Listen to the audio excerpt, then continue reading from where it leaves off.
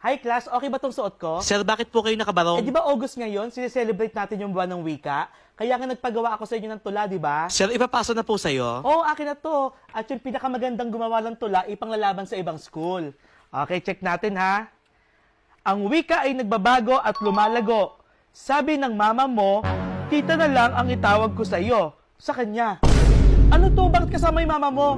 Ang wika ay mahalaga. Binubuo ito ng bawat letra. O-E-A, O-E-A, O-E.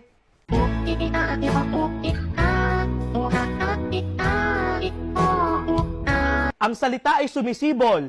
Ilabas mo na ang iyong tambol. Ang turotot mong itinago sa baol. Ilabas mo na ang inyong tambol. Wika, wika, wika. Paano ka ginawa? Wikang pambansa, lagi kong salita. Tara na sa palarong pambansa.